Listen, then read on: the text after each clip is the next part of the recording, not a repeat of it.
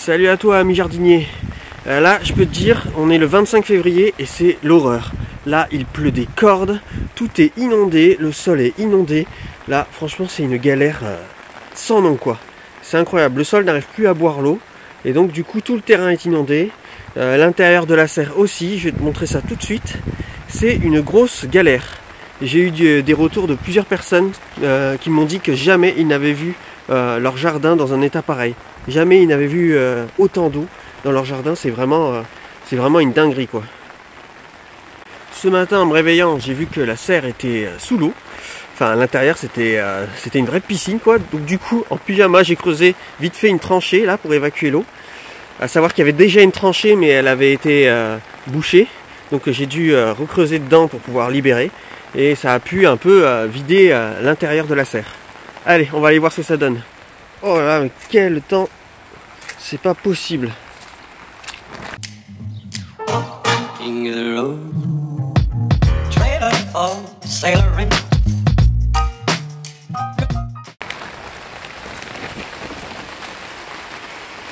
Bon là tu peux le voir, c'est vraiment l'inondation quoi. Là c'est du jamais vu. Du jamais vu, du jamais vu. Là on peut voir que toutes les bandes de culture elles sont détrempées. Ça c'est très mauvais pour la vie du sol parce que la vie du sol n'est pas faite pour vivre dans des marécages quoi. Elle n'est pas faite pour être aquatique. Seulement dans les milieux aquatiques elle est faite pour être aquatique mais pas dans la terre. Et sans parler que ça lessive le sol, c'est vraiment une horreur. Alors où j'en suis dans les semis? Alors je sais pas si tu te souviens lors de ma dernière vidéo sur la serre. Bon, on m'entend pas là tellement il y a de la pluie. Là-dedans, dans ces deux jardinières là, j'avais des fèves. Et du coup, ces fèves, maintenant, elles sont au potager. J'avais également des fèves ici. Elles sont sorties de terre et elles sont déjà au potager en train de pousser. Ou plutôt en train de se noyer. Ici, j'ai fait des semis. Bon, là, j'ai toujours ma jardinière à salade, hein, qui a toujours des salades dedans. Dès qu'il y a une salade qui se fait manger par une limace, paf, elle est remplacée instantanément.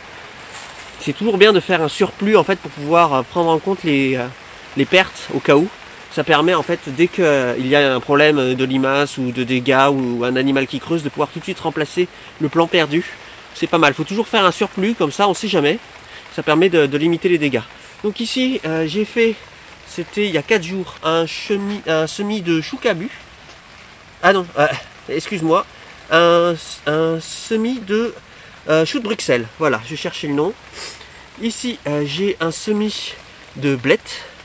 Blettes, franchement, obligatoire dans un potager, c'est vraiment pratique.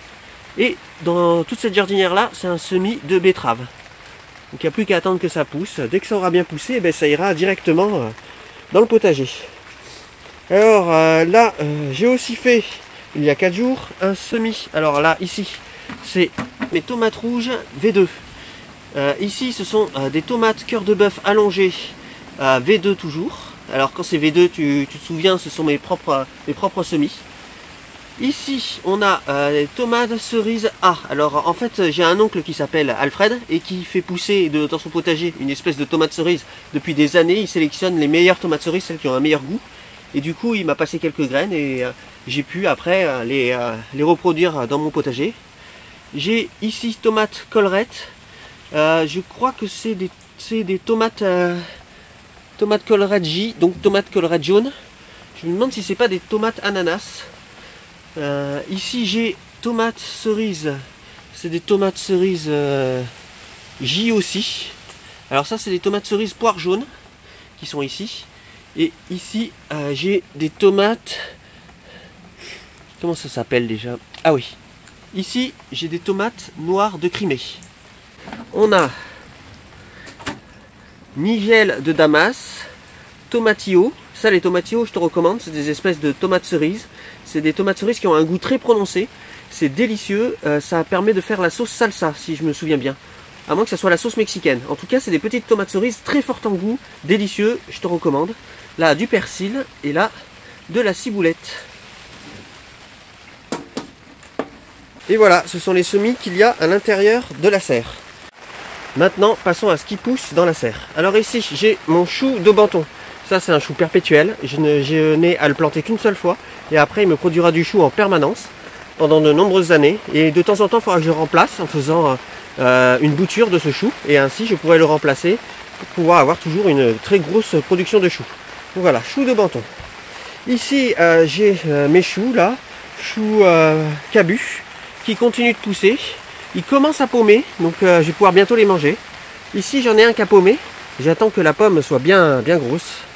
Et voilà, il a déjà bien commencé à paumer. On a toujours mes salades. Alors de temps en temps j'ai des salades qui disparaissent, sûrement mangées par les limaces, mais du coup ce qui est bien c'est que j'ai ma jardinière à salade. Et ça me permet de prélever une salade dans ma jardinière et de remplacer instantanément la salade qui s'est faite manger. Ici j'ai mes carottes aquatiques. Ce sont des carottes qui vivent sous l'eau. Non, je plaisante, mais en tout cas, là c'est une horreur. Là mes carottes, elles sont devenues des carottes sous-marines. Hein. Donc voilà, j'espère qu'elles vont tenir le coup. Voilà, elles vont avoir suffisamment d'eau pour bien se gorger d'eau, je pense. On verra bien ce que ça va donner. Tu verras ça dans ma prochaine vidéo. Ici j'ai mes salades. Alors là mes salades ce sont des salades sous-marines, des espèces qui vivent sous l'eau.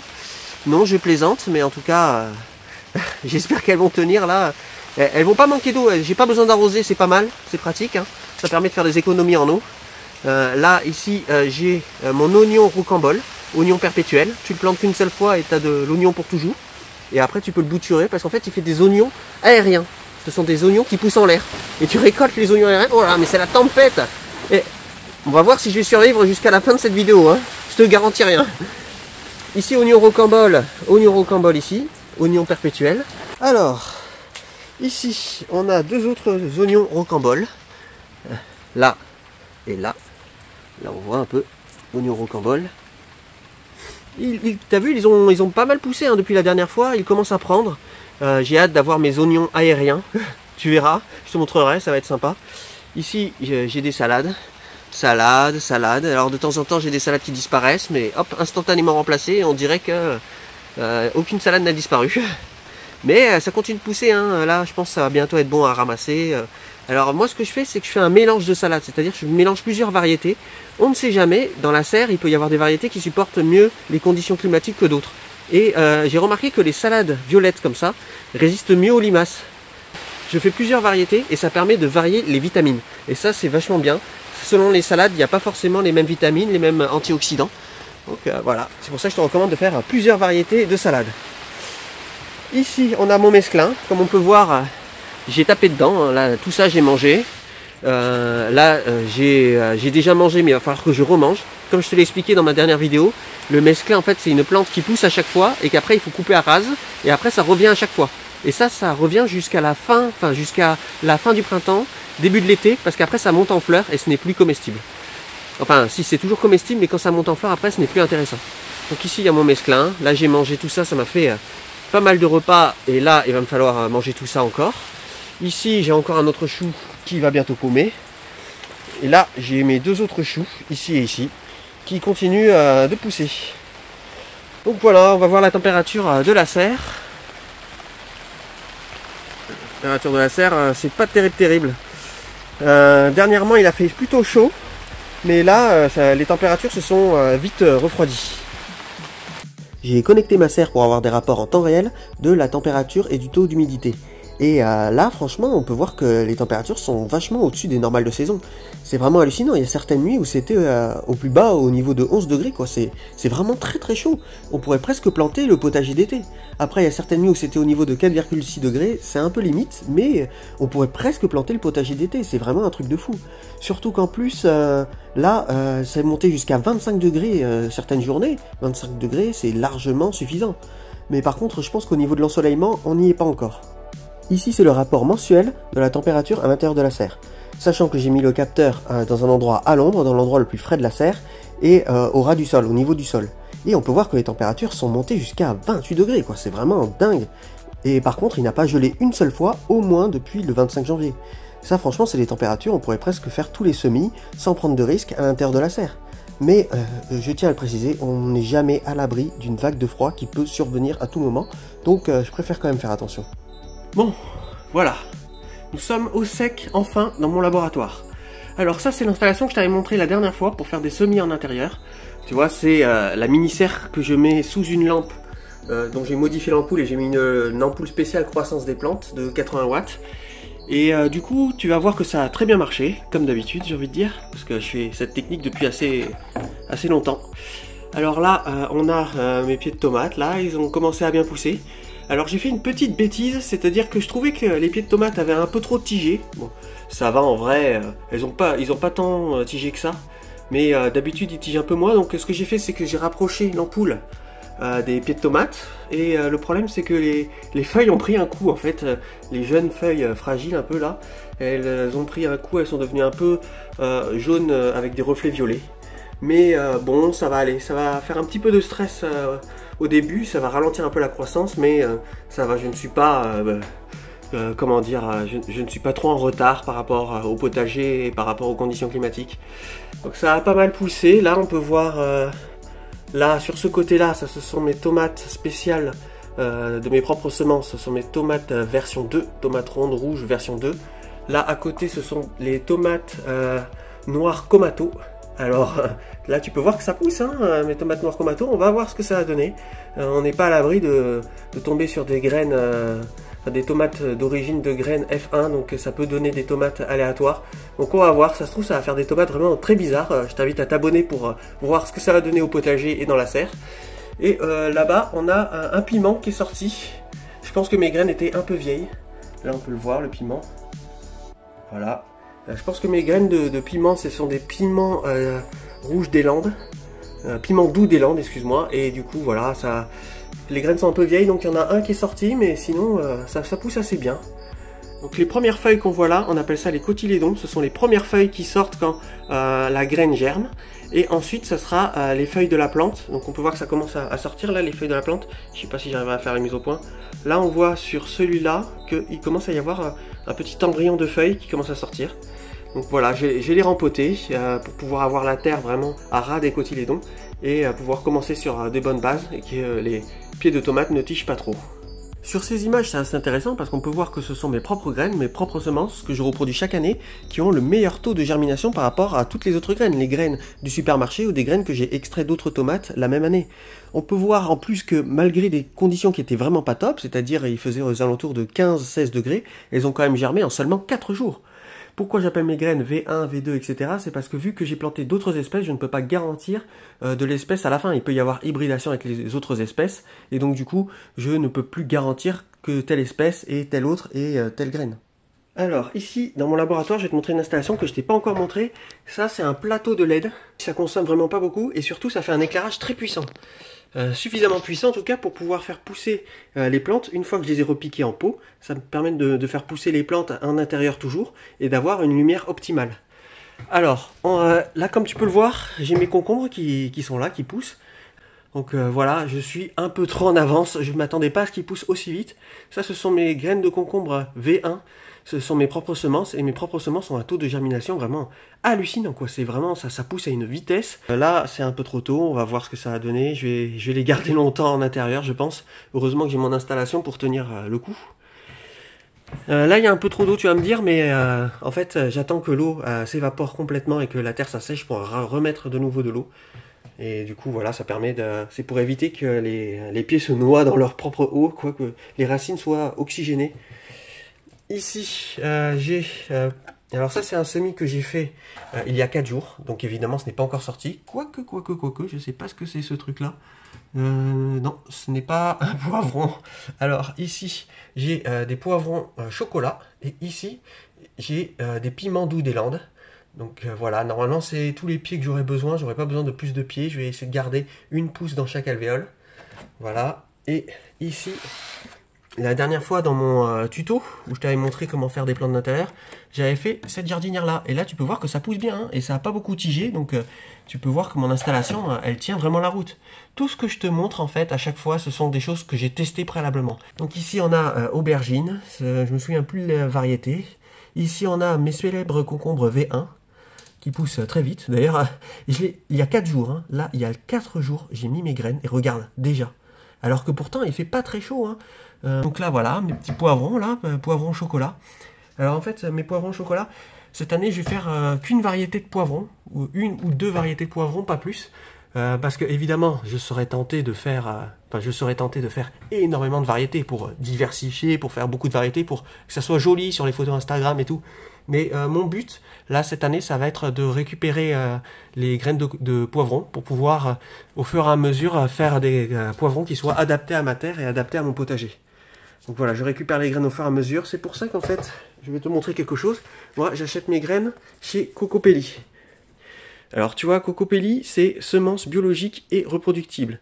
Alors ça coûte cher, ok, ça coûte cher, c'est normal, ce sont des graines de qualité, et surtout c'est un investissement. C'est-à-dire qu'une fois que tu auras acheté ces graines et que tu auras tes premières récoltes, sur tes premières récoltes, tu pourras récupérer les graines et ainsi avoir des graines qui seront plus adaptées à ton potager année après année, et ça va être des graines de qualité à chaque fois supérieure. Donc en fait voilà, c'est un investissement, mais une fois que tu as acheté ces graines et que tu as réussi à récupérer les récoltes et que tu as réussi à récupérer les graines, eh ben tu n'auras plus jamais besoin de racheter de graines de ta vie. Donc franchement, c'est vraiment un gros avantage, quoi. Tu vois, là, on peut voir production corrèze, variété buissonnante. Voilà, donc cette année, je vais faire pousser des courgettes jaunes sans col lisse. Et je vais faire pousser aussi des potimarrons, parce que les potimarrons, je peux les stocker dans mes réserves et je pourrai en manger tout l'hiver et une partie du printemps. Donc ça va permettre d'être un allié efficace pour pouvoir conserver mon autonomie alimentaire. Je voulais également te montrer mes boutures de patates douces. Là on peut voir que les racines commencent à sortir. Là je vais pouvoir bientôt les repiquer et les mettre en terre. Là. Je ne sais pas si on arrive à bien voir, voilà, les racines commencent à bien sortir. Pour mes patates douces, j'utilise une technique que j'ai mis au point, une technique que personne ne connaît, que tu ne verras sur aucune autre chaîne YouTube. J'ai appelé cette technique la technique de la patate douce infinie. Voici ma patate douce infinie. Alors dis-toi, ça fait plusieurs années que je l'ai sous cette forme-là. En fait, c'est une patate douce que j'ai fait germer dans un verre, voilà, avec de l'eau. Et une fois qu'elle a germé, j'ai récupéré comme on fait d'habitude, c'est-à-dire qu'on coupe les lianes et après qu'on met dans un verre d'eau pour faire de nouveau des racines et pour faire de nouveau des boutures de patates douces. Et bien en fait, cette patate douce-là, après ce que j'ai fait, c'est que je l'ai gardée sous cette forme. J'ai rabattu les tiges à peu près ici, là. J'ai rabattu les tiges, là on peut voir à peu près à quel niveau je les rabats. Et ensuite, je laisse l'eau s'évaporer. Et après, je garde la patate douce avec ses racines, comme ça, tout l'été, je la garde tout l'hiver, et de temps en temps, je remets un peu d'eau dedans pour pas qu'elle se dessèche totalement. Mais voilà, je la garde sous cette forme, et ainsi, chaque année, quand c'est la saison, j'ai juste besoin de remettre de l'eau, il y a de nouveau des lianes qui sortent, et j'ai de nouveau besoin, je peux de nouveau les couper, quoi. Enfin, je peux de nouveau les bouturer, et ça me fait instantanément, directement, hop, des nouvelles lianes de patates douces. Et du coup, ces lianes de patates douces, je n'ai pas besoin à chaque fois, voilà, chaque année, comme font les autres potagers, c'est-à-dire de refaire germer des patates douces, d'avoir des patates douces qui moisissent. C'est une prise de tête pas possible. Moi, cette patate douce, elle est dans un coin à l'ombre, dans ma cuisine, toute l'année. Et c'est seulement quand j'ai besoin de faire de nouvelles lianes, pour des nouvelles lianes à bouturer, que je remets un peu d'eau et paf, il y a des nouvelles lianes. Là, on peut voir que les lianes, eh bien, il y a des racines dessus qui poussent déjà, tu vois. J'ai juste besoin de couper et de garder juste des pré-racines, là, on voit bien là, les pré-racines. J'ai juste besoin de couper et de garder les pré-racines. Et dès que je mets mes lianes dans l'eau, ben là, les racines, elles viennent instantanément, quoi. Là, en fait, je pourrais limite jeter ça, tu vois, et refaire des lianes au moment opportun, sachant que là, je suis que je suis beaucoup trop en avance. Mais bon... vu que je me suis décarcassé pour faire ça, même si c'est pas beaucoup de travail, grâce à ma super technique, eh ben, je vais conserver ces lianes et puis je vais les faire durer jusqu'à que ça soit la saison. Hein. J'ai rempoté mes petits pieds de tomates sous la lampe, dans des petits pots. Je t'invite à t'abonner à cette chaîne si tu veux voir l'évolution de mes pieds de tomates, voir ce que ça va donner. Et là, j'ai laissé la mini-serre au cas où il y a d'autres semis qui viennent à germer. Évidemment, pour le repiquage, j'ai utilisé un terreau complètement différent de celui que je t'avais montré dans ma dernière vidéo sur comment faire ces semis de façon économique. Là, c'est un terreau biologique et un terreau déjà fertilisé qui est un peu plus cher. J'espère que cette vidéo t'a plu, n'hésite pas à laisser un like. Franchement, merci pour tous vos commentaires, ça m'encourage à faire de nouvelles vidéos. Si tu as des conseils ou si tu as un avis sur quelque chose, n'hésite pas, je lis tous les commentaires et je te dis à la prochaine.